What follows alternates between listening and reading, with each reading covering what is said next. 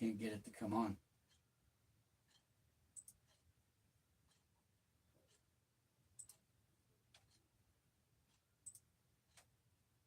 There we go.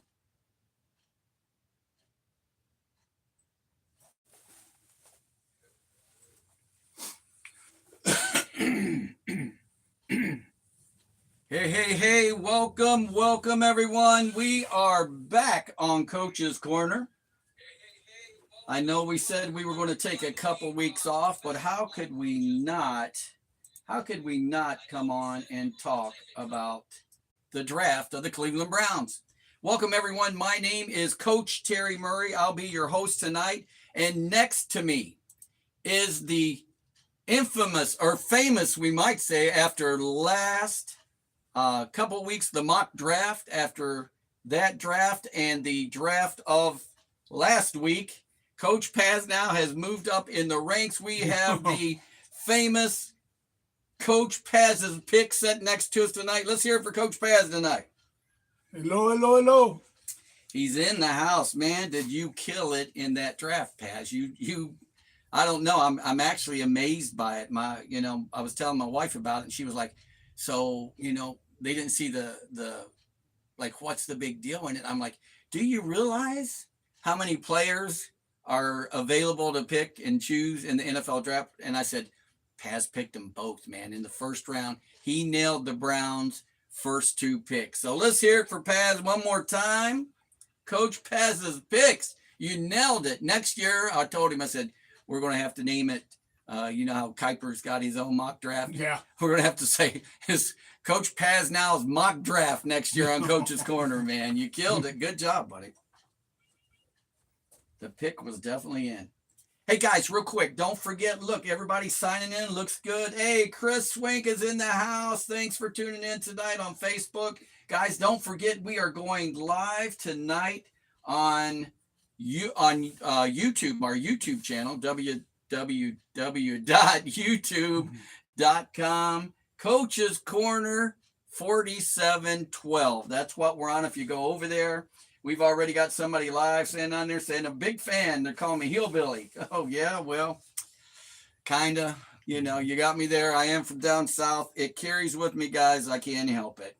So, but we do have someone on. I'm trying to see who it is. I don't know, but welcome to the show. Stay with us. We're just getting started. But Paz, let's talk about these Cleveland Browns. 10 picks this draft, man. And I think they knocked it out. It was a home run. What do you think? Yeah, I would agree. The one thing I didn't quite understand is the last pick. I mean, there were some very good players still available there at that 7th round, and we grabbed another tight end who I didn't even have on my list. I don't know what they know about him that I don't know, but they must know something. And I really didn't think they needed another tight end. They could have got another defensive back. I mean, those guys were available. VJ Payne was still available at the time. There was a bunch of good players available, and they took him, and it just didn't make sense to me. But other than that, they had a great draft.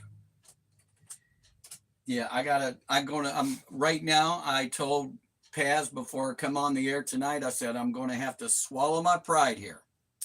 And I am literally going to have to say, I'm sorry to AB. Andrew Berry, you knocked it out of the park, my friend. We were watching the show. Obviously, we had the draft show going on. And we were rooting for some of the players, like, man, he's got to pick this player. And son of a gun, if he didn't pick it, it was the player of need and not like, maybe the best player in the draft, but he chose the player that we needed, Paz. Well, I'll tell you something, and I seen this mentioned the other day, is that what was his name, Lopresto, or the guy that used to do the analytics? Di Podesta. Yeah, he's gone. Yes. This last 2 drafts, he's gone.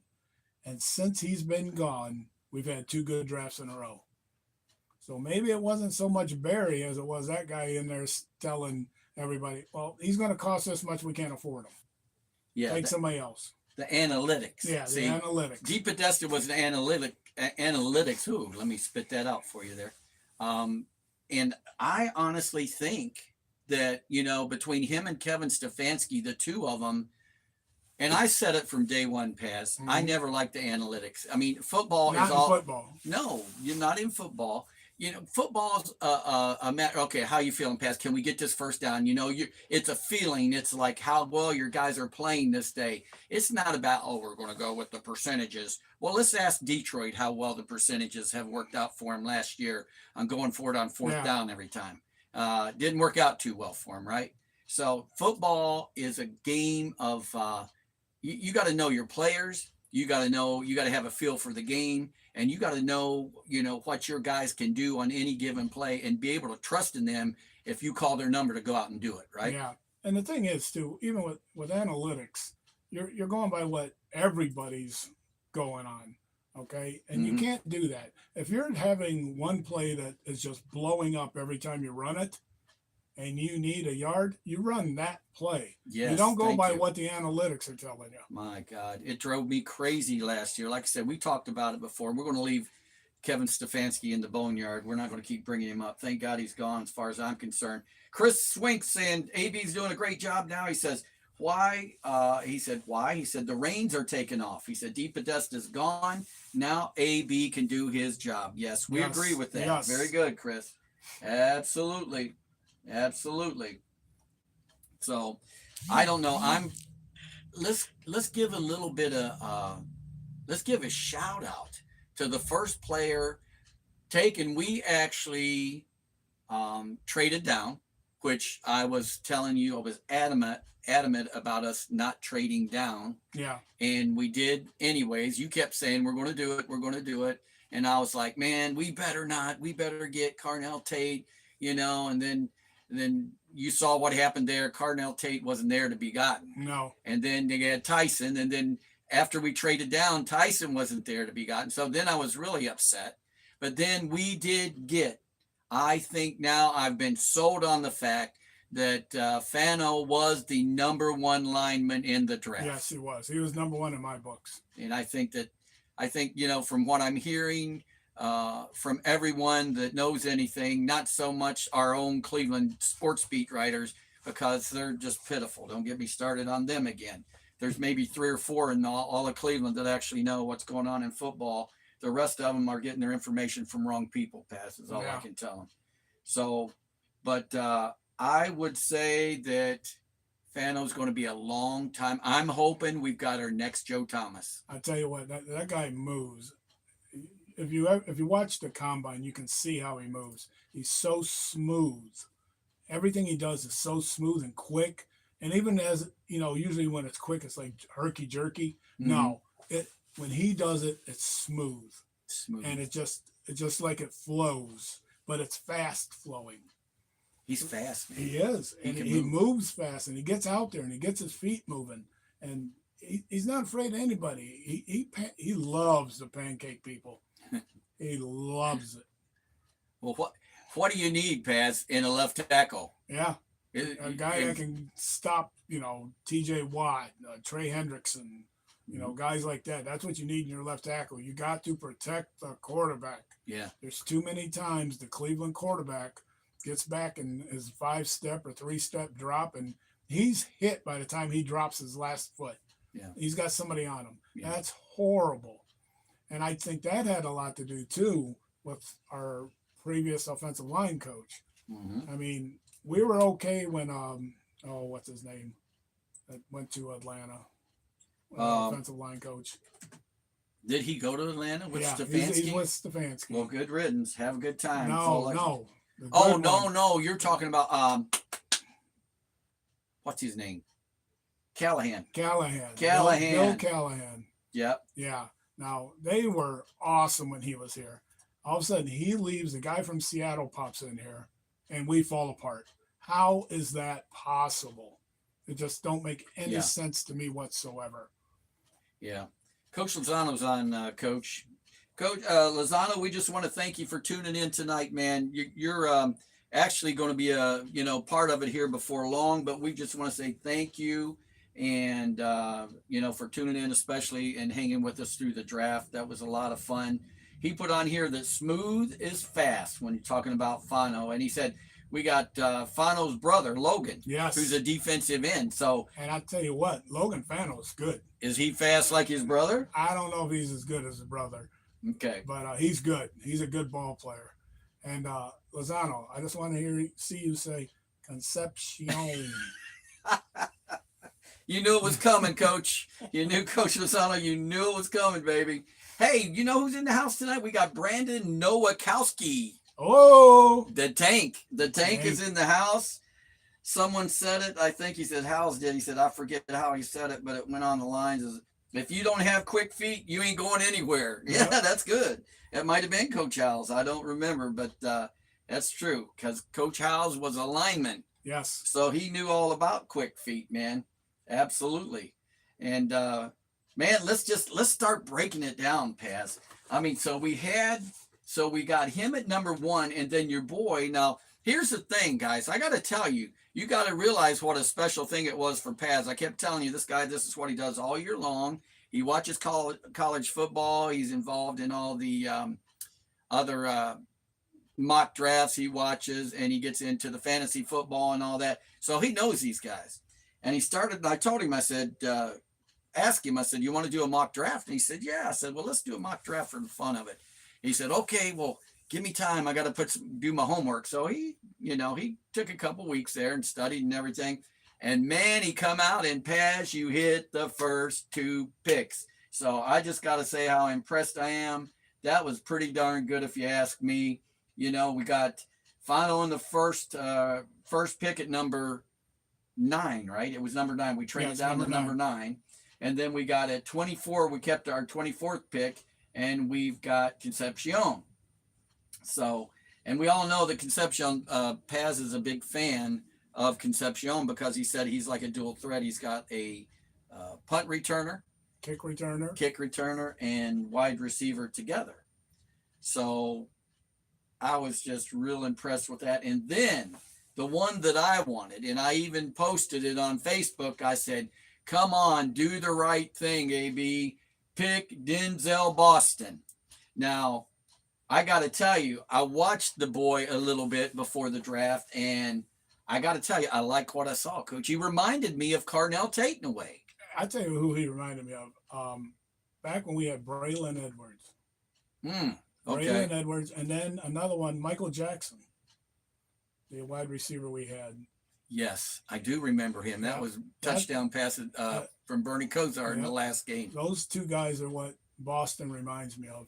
I hope he ends up better than another one I compare him to is Plaxico Burress, because he can go up there, and the boy's got some huge hands, and he can go up there and get it, and that's going to be exactly what we need to throw in the corner. You got them guys going out there and getting that little corner pattern.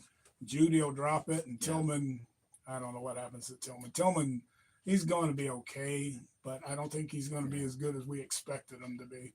I liked him so much, but man, we haven't got the production out of him. Now we got Boston in town, and I like the big targets. I like those guys that'll go up, and it says that he will fight for the ball, meaning the ball, he thinks the ball, I heard him interviewed, and he said he thinks the ball he says when that ball goes up, he said, it's mine. Yeah. He's going to fight you for that ball. And if you remember last year, what happened with Jerry Jeudy, he wasn't fighting nobody for the ball. Remember when he caught the ball, another guy took it from him? Who was that? I'm trying to remember what game that was. But anyways, that's all I remember in my mind when they start talking about receivers fighting for the ball and then going up and getting it. He said anytime a ball's thrown to him, if there's 2 or 3 guys on him, he said, I'm going to fight. He said, that ball's mine. Yeah. So, and supposedly he's got strong hands. Yes. You're the one all the time talking about strong hands. So, and that's what they said he had. Hey, Keith Myers is in the house. Keith, thanks for tuning in. He said, hey, what about the center from Alabama? Yes. I'll tell you, it's Coach Murray said this earlier. Anybody who plays offensive line for Alabama has got to be good. Mm-hmm. And I watch Brailsford, and he is good. He's a good ball player. He's going to be a big help on that line. And I mean, I know they probably have a center. It depends on how they're going to do their lineup because, what's that guy, Edgerton or wherever they got from Green Bay? Yes, yes. Now Yeah. he was He played center. he's a Pro Bowler, dude. Yeah, he played center for Yeah. Green Bay there, and I know that a lot of people say, "Well, we should switch him to guard." I agree wholeheartedly. We should put him over guard. Let Brailsford start. I mean, if he's that guy. And then a few years ago, we drafted a guy too. I can't remember where he came out of, and we still got Michigan. him. Yes, Michigan. And I'll think of his name here. That kid can still play too. That's a big boy. You know, he was the team captain of Michigan the year they won. They won the title, and he got hurt. Remember, Yes, he couldn't play, but he was the captain, one of the captains on the team, and he was all pro. All American, wasn't he? If I'm not mistaken. And he's just had bad luck with injuries or something. He didn't. You told me he was coming back from an injury, and then last year he broke his foot or something in training camp. So I don't know if we're going to have to wrap him in bubble wrap, but the kid was solid up until this point. Yeah. You know, Dave Lozano says, okay, here it is. Let's get this. Now, everybody listen closely. Coach Lozano says, hey, they saved that pick, Concepcion, by taking Boston. He said, where'd it go? Everybody's moving up. We're getting too many. It flew up by me. He said, they should be a good 1-2 punch. Oh, I agree. And that's what everybody's saying. So, Dave, he's admitting, Coach, he's liking some Concepcion now. I think you're getting through to him here. And I'll tell you what, at tight end we got from Cincinnati, Royer, he's a good tight end. Mm-hmm. Don't let anybody fool you. That kid's good. He can run. Yes, and he can catch. Yeah. It's just that he wasn't up there with the top tier tight ends. I had him like the 5th or 6th tight end on my books. And he's good. He just played for Cincinnati, who doesn't face tough, hard competition. Well, you know where he was drafted. I mean, not drafted, but recruited. Ohio State recruited him, and he left Ohio. If I got my story right, I might be wrong. Didn't he decide not to stay at Ohio State, and he transferred? Yes. He went to Cincinnati because he knew he was going to get more balls thrown to him. And guess what? Look, it worked out, man. Yeah. So here he is in the pros now. So that was a good move on his part, maybe. You know. And the thing I'm surprised is no one's talking about my safety. Emmanuel McNee-Warren. Oh, yes. Come on now. That's that. it. That's the boy right there. I love that kid. He's going to be something. I wanted the Vikings to grab him so badly, and I don't know what the Vikings were doing. They got a bunch of idiots. Pat, you got to give up on the Vikings now, bro. We're Browns first. I know you like your Vikings, but we're Browns first around here, man. And you know it. So you're happy we got him. Oh, I'm tickled to death we got him. He's always been He's a Vikings going to make fan. a difference. He's going to make a huge difference. That kid does everything. And he's tall. He's 6'2", 3". How tall is he? 6'2", and he's a ball hawk, man. He goes after the ball. Brandon's on here. The Tank saying that Braylon was going to be. I thought Braylon was going to be good till he kept dropping all those passes. Hey, Dan's on me. Dan, the man's in the house. He said, Mark. He said, Jedrick Wills played for Alabama. This center can bench press over 500 pounds. Very impressive. So thank you, Dan, for that. We appreciate it. Jedrick Willis, by the way, was good in college. Well, I hope that the other ones can stay good in the pros. He actually got signed. So somebody's got him. I want to say it's Philadelphia, but I'm not sure. Oh, boy. He said Dan says we should get at least 4 starters from this draft. Offense is going to look much better this year. And I'll say they're going to look different, Dan, for sure, because you got a new head coach that is a true. Can we just say this? I'm not going to call him a genius. That's got to be proven yet. But everywhere the guy goes, he's known for his offense. He's an offensive coordinator, so he shows well as an offensive coordinator. So I'm hoping now. I like his demeanor. At first, I didn't think I thought we might have messed up with the draft pick. But since then, I think me and Paz have come to like this guy. And we like the fact that he's a little rough around the edges, man. And he'll just tell you, hey, this is the way it is, And he's the head coach. And guys, I'm sorry. If you're a head coach, somebody's got to be in charge of the program.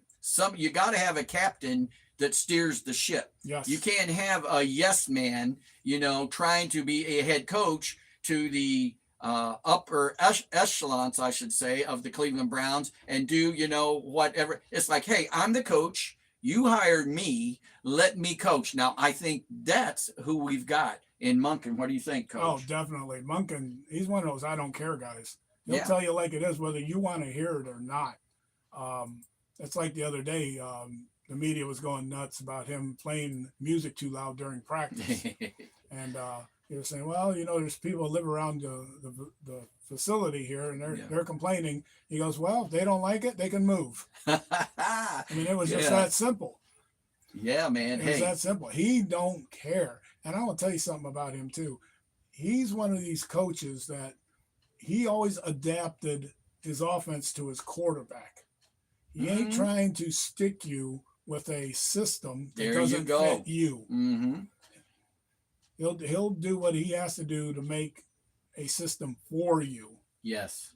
Yes. And that's who I have always been Mm-hmm. as a head You coach. have to be. You've watched me. You've been with me most of the time, and everywhere I go, it's like even when I was up in semi-pro ball, we ran that Texas A&M style offense. It was a spread, but it was because I had a running quarterback that had a rifle arm. He could run you over, or he could throw the ball deep on you with accuracy and make you hurt. So we spread it out, and we used the players we had and put an offense together that suited who they were. And like Coach Paz is saying, I agree 100%.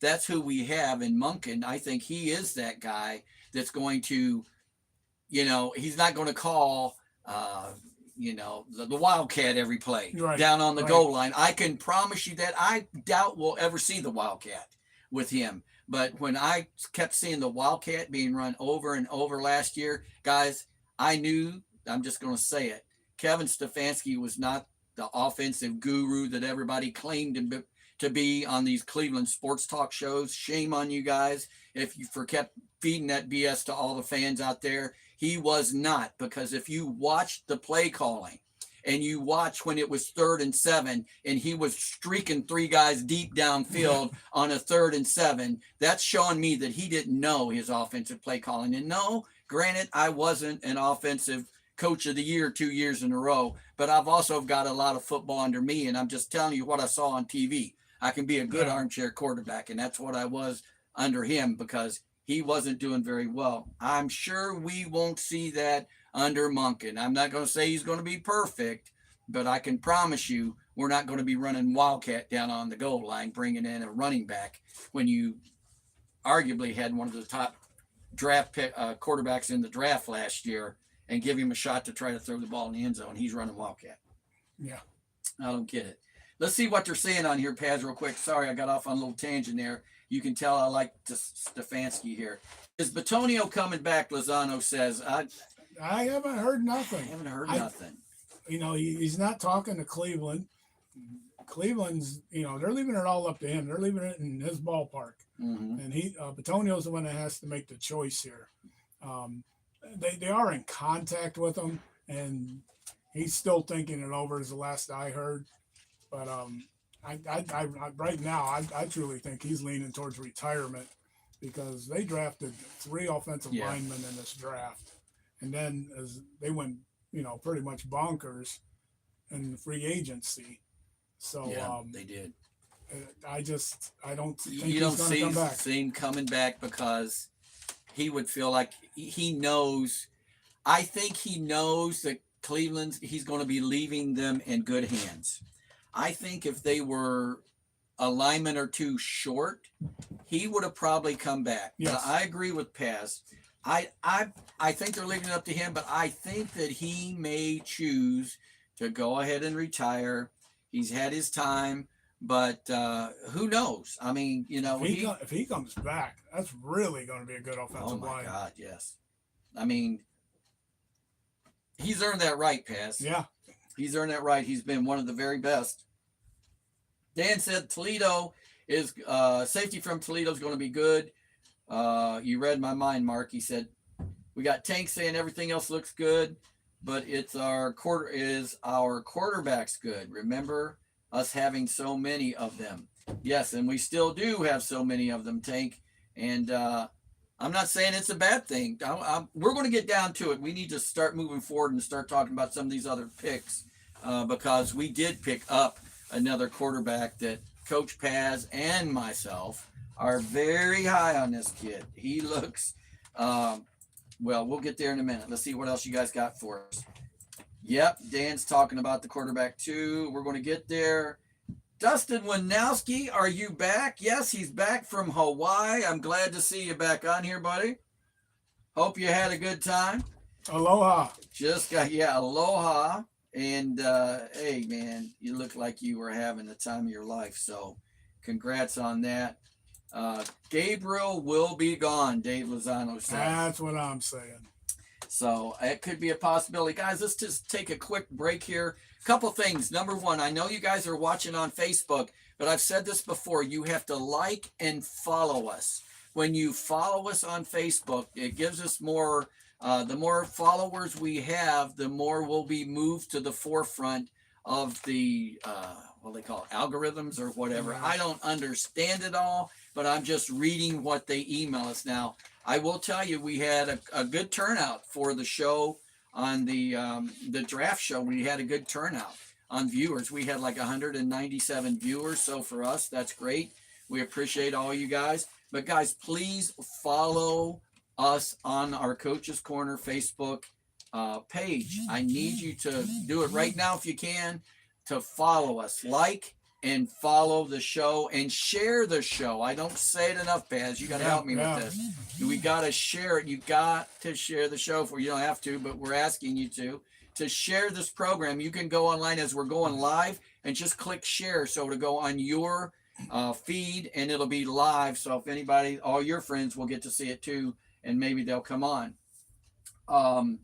Also, don't forget, we're on YouTube, www.youtube.com, Coach's Corner, no apostrophe S, just Coach's Corner 4712. Go on and like and subscribe.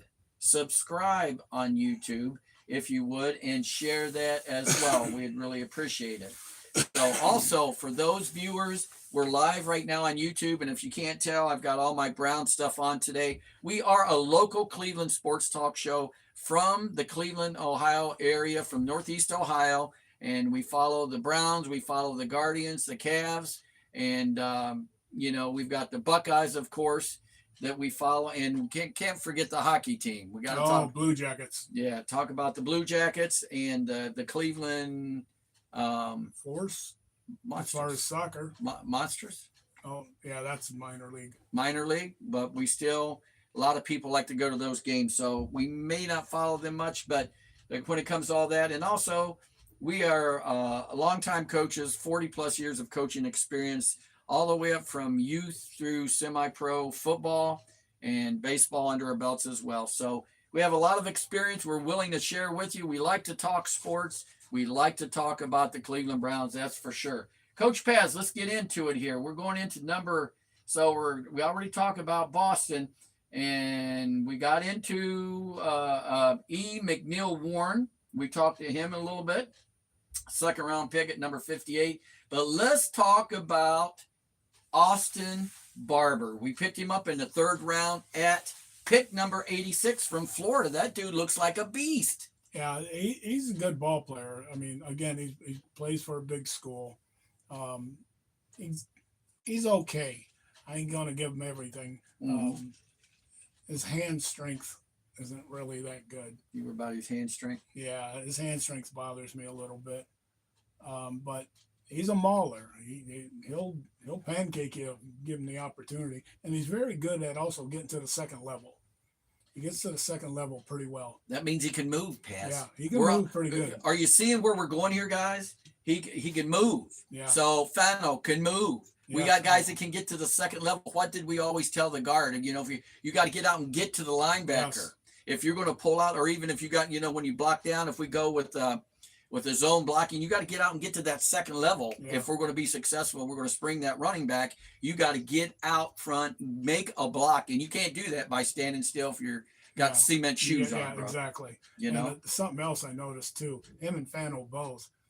When they get to that second level, they turn their guys. They make sure, That's what and we there's need. something that we always preached, well, I still preach, Yeah. is read the butts. But yeah, that's right. Read the Come on butts. now. That's it. And Fano and Barber both make sure that their butts are in that hole for that running back. Pointing in the hole, man. Yep, for that running back to find it, or receiver, Yeah. whatever. Yeah. They go and they turn their guys. Yeah. Paz is saying read the butt. So your guys, your lead blocker, you're going to read his butt. If his butt's pointing, facing back at you, you're running in that direction. So that's what he's saying. Read the butts. You got to get in the hole. So, and that's exactly true. I mean, it's an easy, simple thing. But Coach Whitlock's on here. My concern is who are they building the line for us? Is Sanders or Watson? Two different styles, two different levels of experience. That makes a difference in line mentality. That's true. That's true. But is it? I mean, Watson don't move too much anymore, and Shador moves about as much as Watson did or does now. So to me, there's sort of, I mean, not exactly, but if you're looking for the Watson of old, he's not there. He's not there anymore. He's not going to scramble unless he knows he's going to die. Yeah. He's not scrambling. Yeah, and not to get too far off track, but I'm going to address this since you guys brought it up. So I've been watching a little bit of the video that they're having in the mini camps they're having, and they're showing Deshaun Watson and Shedeur Sanders, and I'm watching them throw the ball. And guys, I'm just telling you what I see, and I'm the guy that developed the quarterback. That's who I am, the quarterback maker. So I watch them guys, and I'm telling you right now, from what I'm seeing, everybody says, "Oh, Deshaun don't look too bad." Listen, don't 92.3 the fan. You got to hear on Coach's Corner. Just remember this, okay? From what I'm watching, Coach Paz has got it right. Deshaun Watson ain't the Deshaun Watson of old from what I'm seeing. And when you watch Shedeur Sanders, anytime a quarterback's throwing, you're all the time telling him to stand tall, release the ball up high when you throw it downfield. Anytime I look at Shedeur Sanders, he's hunched over throwing the ball sidearm. Where that's come from all of a sudden. Now, that's okay if you have to throw the ball sidearm, but in these drills in practice, why are you practicing that way? Because what do we always say? The way you practice is the way you play. The way you play. So if he's throwing sidearm the whole time in practice, what do you think he's going to do in the game, Coach? Yeah. And you got these big 6'5", 6'4", 6'6" linemen now. What are you going to do? I think Shedeur still needs some maturing. What he's seeing like the Mahomes. There's a couple other ones that do it. I've seen Jalen Hurts do it. Them guys, they'll throw a few passes like that just to make sure that the pass gets to the player because they got a guy in their face. But don't be doing it if you don't need to do it. Right. And that's the big thing. These are just rep drills that we're seeing. They don't need to be doing that. And I'm watching him versus Sanders. And me personally, I don't know what the mentality is between the two of them. I don't know who's sharper, but all I can tell you is this. Shedeur Sanders never left Cleveland, dude. He's bought a house here. He didn't go back to Texas. He didn't go back to the West Coast or down to Florida, maybe to train, but he never really, I don't even think he might have done that a couple of times and took some receivers with him, but he's been in town. He's been at the facility. I told Paz the other day, he never left the facility after last season. Yep. And he's already been in contact with Monken. What else can we ask for? He was in touch with Monken, I think, day one. I think as soon as Monken walked in the building, Sanders was there. But I get so tired of listening to these talk shows. I wish to God I had more choices, but I don't. We've got 2 channels in town, and you get what you get. But all I know is this. You've got a boy that wants to do everything he can to bring a Super Bowl and to be successful and to learn and to be creative. And that's Shedeur Sanders. That ain't Deshaun Watson. Deshaun Watson, when you can forget, he was gone. He was out dancing with his girlfriend, drinking champagne somewhere. Sorry about that, but it's true. That's the facts. And he was out dancing with his girlfriend on his torn Achilles somewhere. As the other boys are in town, they're working hard. They want this program. I think it's time for a youth movement. Since we're drafting all these players, we got all these new receivers, and we got new running backs. Look at Carson Schlesinger out there. And, it's time. We got to mix the new in. This is what makes these teams successful when you bring an influx of new players. And we got 10, by the way, plus all the ones that you said they drafted outside of undrafted free agents. Undrafted free agents that you said they killed it in that. So now we've got all these young players that are supposed to be so good, tying them in together. I say, man, it's time that these guys, listen, you reporters, and if you hear this, you need to take this to heart. You got to give this kid a chance. He was supposed to be the first or second one taken off the board last year, and we got him in the 5th round, and it didn't break him. It didn't break this kid. He's still up there talking, and he's saying all the right things, and he's trying to do all the right things. Why can't we give the dude a chance and let him get out there and play? That's it. I get so tired of hearing it, Paz. I'm sorry to go off on a tangent. Lozano says we're talking. Barber is a mauler. He said he can sit and develop. Yeah, that's true. He said, listen to this. He started 39 games, including 34 at left tackle, 5 at right tackle. Barber redshirted in 21, appearing in just 3 games. He then became the starting left tackle for 3.5 years, starting all 25 games across his junior and senior seasons, and earned all SEC honors. That's no joke. Mm-hmm. SEC is no joke, you know? Yeah. So now, and then at pick number in the 5th round at 146, they picked your boy Parker Brailsford from Alabama. Yep. We've kind of talked about him a little bit. He appeared in 42 career games. Okay. Actually, pass protection, he got a good grade on that. So, and then, but now here's the one that I was kind of, okay, you know, evidently they got a thing here going for these guys, but Justin Jefferson. Now we needed another linebacker. Yes. So what's your thoughts on you're the guy that does the homework on these guys, man. Tell me a little bit about Justin Jefferson, Paz. Is that a good pick? It's an all right pick. At that time there was other linebackers I would have took before him. Mm-hmm. But Justin Jefferson's a good inside linebacker. Okay. He's got good movement skills. Again, there was guys that I had above him, but he can get the job done. I'll put it that way. He can get the job done. They were comparing him to the Joker. No. Because said he's light, but he's fast. Yeah, he's no all Joker. that. He's all that, but he ain't Joker. He ain't Joker. No. Okay. He's going to be okay. They say he's a good kid. He is I know a good that kid. from He's everything a that very I've good heard, kid. and they got the interview, and he's just so Polite. happy to be here. Yes. Which, by the way, I want to go back and make one comment about Fano. Fano, I heard him getting interviewed. It was right after the draft, and they were saying that Joe Thomas. They asked him. It was who was it? It was one of the main guy from Cleveland. He's in the building over for the Browns all the time.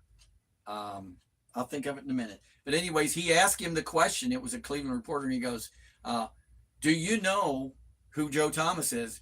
And he started almost laughing and crying at the same time. He said, "Do I know Joe Thomas?" He said, "You can ask anybody I know." He said, "I always told him the best left tackle to ever play the game of football was Joe Thomas." And he said, "I love Joe Thomas." He said, "If Joe Thomas is going to give me some pointers and hints," he says, "I'm all for it." He was almost in tears over it because Joe Thomas was evidently his idol, bro. How cool is that? Now, that's pretty cool. Yeah. I can tell you that. I'll tell you something else Fano said, too. Yeah. When they drafted him, he goes, "I am so happy that I do not have to go up against Myles Garrett." He goes, "Thank you, Lord, thank you." Love it. He says, "But," he goes, "I'm going to enjoy every second trying to block him in practice." I hope I get to see it. Hey, we're going to have to go out there if we can get out there and go to the... Hey, Lozano says Jefferson will be a special player. John Landy is in the house. John Landy, good to see you again. He was on with us on the draft show. Let's see who else we have. I missed somebody here. I want to give a shout out to Hershey's on board here. Hershey, you never got a hold of me. I still got your picture, your autographed picture of Justin Fields. Lozano says Jefferson is a special team player, is what they're saying, because of his speed. And he was talking about special teams. Also, Lozano said the center squats 700 pounds. Yes, Brailsford's good. Brailsford's real good. Jefferson's good. I know he's very good on special teams, but he's going to be a good inside linebacker. Mm-hmm. I mean, a lot of these inside linebackers don't get no praise because, you don't see them a lot. I mean, unless you're Arvell Reese or somebody, you don't get a lot of publication or anything like that being an inside linebacker. Yeah. Now here's your boy. Pick in the at pick 170 in the 5th round. We took tight end. We talked about him a little bit from Cincinnati. Joe Royer, man, that's your boy. Yes, the kid from Cincinnati. Yep, you liked him. We've kind of touched on him a little bit, but here's the one we're all waiting to talk about. I think, as much as I like, Shedeur Sanders and want to see him get a shot, okay, that I will tell you that when I watched, can I say when we watched, because Paz watched it too. But when we watched the combine and this Taylon Green come up 6'3" from Arkansas. He's taller than that. He's 6'6". Is it 6? What am I looking at here? My bad. 6. Come on, dude. 6'6". Sorry. That's what gets me so excited, because everybody knows I love a tall quarterback. And the taller you are, because your release point's going to be up here, bro. You're 6'6", and you're throwing over your head when you release the ball. And you can see over the line. And you can see over the line. So 6'6", playing for Arkansas. What's Arkansas do? They run the balls. So what he do? He ran the ball too. But listen to this. So he ran in the combine. His 40 in the combine. Tell him, Paz, what his 40 was. 4.3. It was .43. It was under 4.4. It was 4.3 something. That's all you need to know. You've got a quarterback who stands 6'6" that can run subpar 4.4. Okay, if you're under 4.4, 4.37. 4.37 as a quarterback. And now listen, okay, I'm gonna give you some stats here in a minute. But when I watched him throw the ball, it was effortless. Yes. He didn't even look like he was Isn't trying that to. the word? Yeah. That's the word, He didn't even right? look like he was trying to throw it far. He was effortless, man. And he flung when they were throwing the streak routes, when they're, the fly routes and the streaks, whatever. He was throwing the ball, dude, 50, 60, 70 yards, it seemed to me like. By the time the guy caught it, he was almost in the end zone in the combines. And when I was watching him, and then I'm so excited to see maybe. I don't think this kid's going to start this year by any means. No. But I do think he's going to make the team, and it's going to make it a whole lot easier to maybe use Gabriel as some kind of trade bait or something. But we'll see. I know we're all giving Gabriel a hard time, but listen, he wasn't my pick last year, so I don't wish anybody bad, but go play with Kevin Stefanski. That was your boy, and maybe. Green actually had the second fastest 40 for quarterbacks in the history of the combine. Holy mackerel, second fastest in history? In history. Come on, man. That's a good pick right there. Listen to this. So, 6th round pick, 182, Taylon Green from Arkansas, 5,868 yards and 34 touchdowns. He was 428 out of 707 passing. And my God, I think that's great. Yeah. I think that's just great, man. I don't know how good Arkansas was. I'm not a big Arkansas follower. Paz, you got anything on that? They actually had a pretty good year. Or otherwise he wouldn't even have been named as high as he was. I had him like I think it was the 6th best quarterback available. And we got him in the 7th round. And that says a lot. And even to get drafted, it says a lot as far as you being a quarterback. Yes. And to be honest with you, this was supposed to be a big quarterback draft. And it ended up not being because of injuries. But Taylon Green really showed up and showed out. Yeah, Lozano says 6'6" quarterback that runs 4.37, 40. He said, look out. Yeah. Cody's on here. My boy Cody's on here. He said, put him in at receiver. Wow. No. He said Terrell Pryor 2.0. Well, nope. I'm going to tell you right now, I think he's better than Terrell Pryor, okay, because I watched him throw the ball. Now, this is where I'm going with this. Yes, he's fast and he's tall, but the way he threw the ball to me, it was just like he literally, it made it look so easy, 70 yards. Now, when you get a quarterback that can do that, if you can just keep him on board and develop him. Now, listen to this. Let's say Shedeur Sanders comes in and becomes the quarterback that I think he's going to become. and the team becomes successful. And this guy is just sitting on the bench, watching and learning and being prepared. So if anything ever were to happen to Shedeur, he can come in. And then what happens? And then he gets out there and he's flinging the ball all over the place after these young rookie receivers come in, and he starts making it look like it's nothing. And now we got a quarterback controversy. Yep. And I like a quarterback controversy, man. Come on. Cody, the thing is with him is he said during the draft, if you're drafting him to play any other position, he'll retire. Well, that's that fast. He knows. He says he'll do it if it's a needed play or something like that, but he's not going to become a full-time wide receiver. He said he'll just quit. Yeah, he's going to play. I think Coach Witt said Arkansas sucked. They were 0-8 in conference. Is that true? I didn't realize that. Good call there, Coach. Thanks for chiming in on us there. Coach Witt, we got to have you on board here. Uh-oh, you know what that is. That's happy hour on the show right there. Cody, what do you got here for? He said, there goes the idea. Well, you know what? Guess what?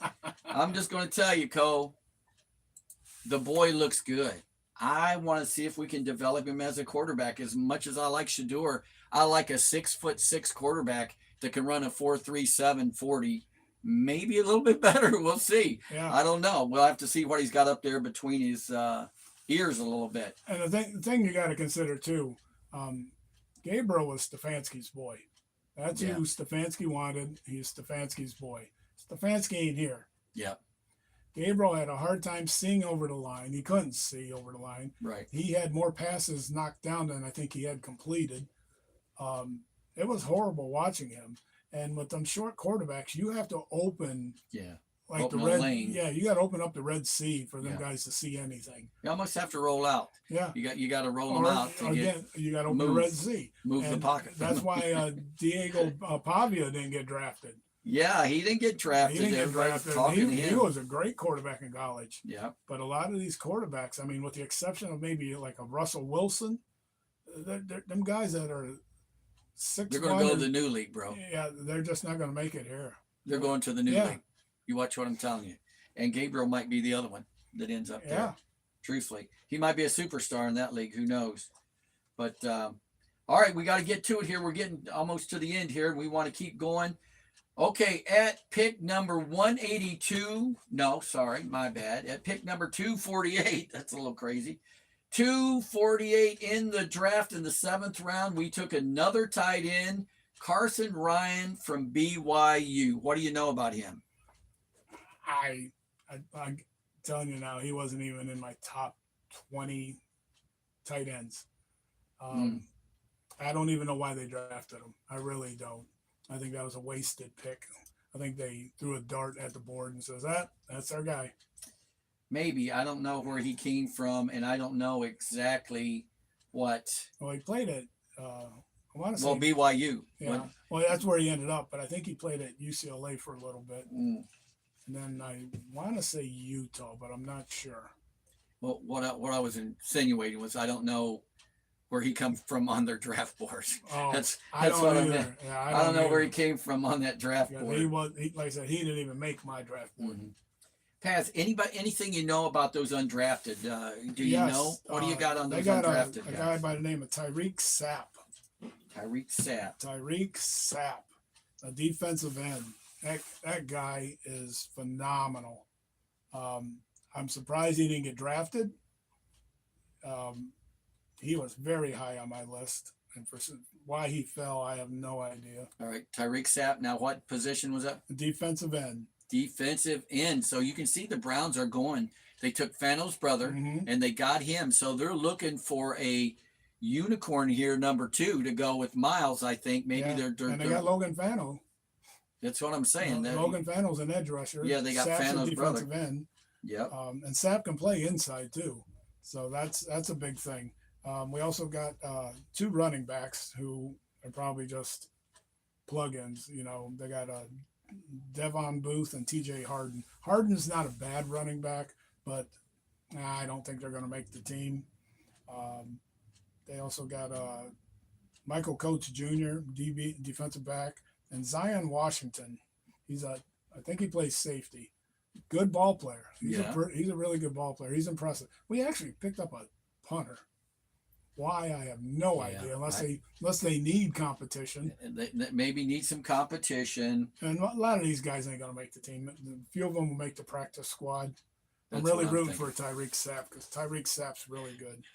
Tyreek Sapp, remember that one? Yep, we're going to root for him. And who else? You got anybody else on there? That was it. There's That other was the guys they undrafted. picked. They grabbed their two receivers, Aaron Anderson and Cole Wilson.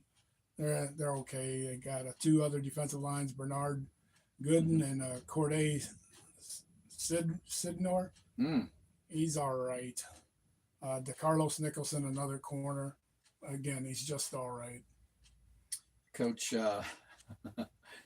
Whitlock says that somebody's nephew got drafted there.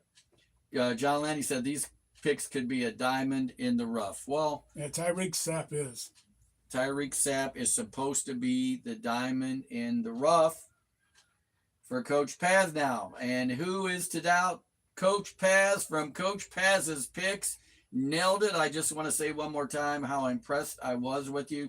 Listen, guys, I've still got some stuff, some prizes that we have here that we have not gave out yet. Hirsch, get a hold of me. If you're close, we'll make that happen. And who else do we have over here? Who won we got Leroy Kelly, too. Who won that? Cody. Cody. And so who won the other hat? John Landy got a hat and Chase Mason. Chase Mason must be out mowing grass right now. He got a hat too.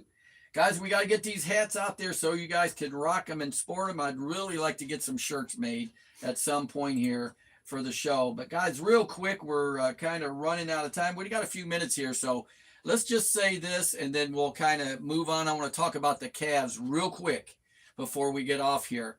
But the Browns, this might be one of the most impressive drafts that I have seen the Browns have in, I can't tell you when, quite some time. What do you think, Paz? Yeah, last year and this year. I mean, last year, AB come out looking like a genius, and this year we'll see how it pans out for him, but I don't see how, with the picks he has chosen, that they cannot succeed at some point because those guys are like, I don't want to use the term blue chippers, but Fano is supposed to be one. And you got Botson. I mean, worst case scenario, you're looking at another, like the other receiver we got. What's his name? The one that got hurt. He's big like Botson. Oh, Tillman.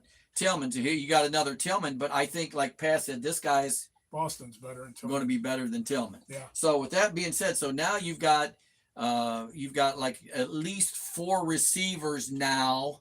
If I'm giving Jerry Jeudy any credit, which I may be giving him a little bit because of the season he had prior to last year. That's the only thing I'm thinking. But I'm going to tell you what, if he comes out and shows himself this year like he did last year and acts crazy,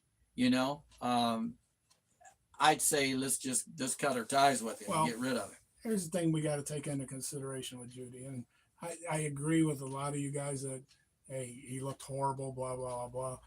But he had 2 rookie quarterbacks throwing to him who he's never caught a ball from, which to some people it doesn't make a difference. It does make a difference. If you've never caught a ball from somebody, you don't know how fast it's coming, and you don't know the zip he's putting on it. And, again, they're rookies, so the ball's not going to be exactly where it needs to be. And you're going to have to make adaptations to get to that ball. Yeah. And I think that hurt Jeudy. And that, to be honest with you, it hurt them all except Fannin. But they all played catch with Fannin, when they had the rookie mini camp. Yeah. And Shedeur Sanders, he didn't even get to throw to him. Yeah, he didn't get to throw to nobody. He come right out and said it in the interviews last year, how he never even got an opportunity to. They threw him out there to start, and he said, well, if I would have had the opportunity to throw to these guys so I could get to know them. And then they kind of made fun of him, and Cleveland Sports Talk, people started talking about, what do you mean get to know him? Well, you got to understand he's a quarterback. You want to throw to the receivers and find out what their tendencies get their are timing down. and their timing. Yeah, and that's what he was trying to say. Like I said, you got 3 or 4 different quarterbacks throwing you the ball, and they all come at different speeds, different angles, stuff like that. Mm-hmm. And you don't know exactly where the ball's going to be because you don't have that timing with that quarterback. Right. He's got to know him. Yeah. He said, I got to know him. And again, Shedeur Sanders didn't even practice with the second string at all. No. Didn't practice with the first string at all. Mm-hmm. They more or less set him up to fail. Pretty much, in so many words. Cody says, Judy come from Denver. That should tell you something. So, hey, Denver's had some great receivers in their days. I'm hoping everybody seems to think that now that we've got some receivers that can take some of the pressure off them double teaming Judy, and that's exactly what they were doing. So I can see why Judy was getting frustrated, because none of our receivers, you didn't have to worry about them breaking free from the line, man. They couldn't even get off the line of scrimmage. So they were double teaming Judy, and I'm sure that probably gave him an attitude too. So I'm giving him this much of the benefit of the doubt. Okay. And the thing is too, is they got to get to those receivers and tell them, hey, if your quarterback's in trouble, go help them. Don't just keep running a pattern and stop. Yes. And I tell you what, I don't know how many times they don't come back. They don't come back and try to help their quarterback. They just ran their pattern. And yep. Can we say Patrick Mahomes? Can we say Patrick Mahomes? Yeah. Right? And his receivers. How many times does he? Kelsey always moves to get open. You got to move, man. You got to move. Bannon might be the only one that did that a little bit. Njoku didn't do it. Judy didn't do it. Tillman didn't do it. No, Bond didn't do it. They kill me, Pat. I'm telling you. We have stressed out. That the Browns have took years off our lives, I'm sure. From the stress we've been in all these years. So I'm kind of excited this year to see what happens with all the new changes. Lozano says, watching the Cavs was painful yesterday. Those 2 big boys in the middle folded up like folding chairs yesterday. Well, I'm going to say this anyway. Go ahead. I blame that game on coaching. There you go. That was horrible. Tell them why. Horrible coaching. Yeah. I agree with you. If it's what you said it was, what I totally agree. What I seen was they started the right guys, but then they go and it's Mitchell and Mobley's in the game. Where's Harden? On the bench. Where's Jared Allen? On the bench. And you're playing 3 guys that are mediocre ball players, if you ask me. You had Strus out there. You had Tyson out there, and whoever else they would decide they were going to throw out there. And then when Mitchell got tired, that's when they put Harden in. Mobley got tired, that's when they put Allen in. Yep. If you want to win basketball games, you have to have your stars out there. Now, what you're going to do, if I'm playing the Cleveland Cavaliers and you're going to play basketball like that, I'm going to team up on Donovan Mitchell. Yes. I don't care. I don't care. I'll have my big guy on Mobley, which he can handle Mobley. And then I'll have 2 guys on you, and you can throw it to whoever you want. Yeah. If they ain't making a 3, they ain't doing nothing. Yeah. Because that's what Cavaliers do. They shoot 3s. Paz, you're right, man. And I'm telling you right now, why did we go after Harden if we're not going to put him on the floor with Mitchell? I thought that was the whole idea of you have the 2 guys out there together, because you can't stop both of them. Exactly. And what made him think in his right mind? Number one, you got to win one of those games. Yeah. You got to win one of those games, because now what you have done is you've put doubt in everyone's mind. Yeah. To where if you'd have won one of those games, coming back to Cleveland, they would have been like, oh, crap. But now they're thinking, oh, we can beat these guys. We can do this. Especially if they coach like that. And then you know what Spider says, Spider Mitchell. And I'm telling you now, I'm a Spider Mitchell fan. I love the dude. But I'm telling you now, never made it past the second round. I'm going to say this, because I heard it today and I agreed with it. If LeBron James was here, I mean, not right now, but back in the day, when LeBron James was here, we'd have made it past the second round, because he would have made darn sure that the rest of his players would have picked up their game, and he wouldn't have took no for an answer. Just like when we won that championship down 3-1 and they come back, he willed it to be so. Now, Spider, you need to do that. It's not all just about you making the plays. You got to get your players to play around you and to play like you. And that's what I think a little bit, what Spider hasn't really done. No, Spider likes playing hero ball. Yeah. And that's good. We like you being the hero, but if you don't have somebody helping you out, bro, and that's what happened when Harding come in and he got the two big guys involved. I thought, oh man, this is it. And now we're going to go back to splitting them down the middle. That's What? Stupid. What? Stupid stuff, man. It's just, I don't know. I'm like Paz. Got to be coaching at this point, man. Got to be coaching. So, guys, listen, real quick, we got to get out of here right now. Let's see. Cody says Toronto, in my opinion, has been playing with more aggression and is way more emotion. Exactly. Well, there it is, man. Do you guys want to win or not? That's Cleveland. We got to ask these guys, do you want to win or not? Well, listen, guys, that kind of wraps it up for another night here of Coach's Corner. And if I can get the sound to come on now, boys. Operate with me a little bit here. What happened to me? I've lost my sound. All right, come back wherever you went. Let's do it. Well, give me a second here. I got it. There we go. We got to have a little traveling music on this show. Coach Paz, you did a great job, bro. I appreciate you. Co-host Paz's picks did phenomenal in the draft this year. So excited. I'm hoping we can get out to maybe some of the mini camps or the, what do you call them? Is that what it is? Yeah, the mini camps out there this year and see these guys. That would be great. Cody, I know you would like to go, so let's all try to make that happen. John Landy, Bobby was on here. Bobby Baker. Baker. Yeah, we're not going to be. He said, you can always become a Cowboy fan. I like some Cowboys, but the Browns are first. Listen, guys, anytime we get to talk sports is a good time. So thanks for tuning in. Those of you that were on YouTube and those tuning in on Facebook, don't forget to hit the like and follow button so we can get credit for that. And remember, no matter what your problem is or how big it is, you can always give it over to God. There's no problem that's too big for him. Hey, I'm Coach Murray. Coach Paz. Peace. We're out. See you next time.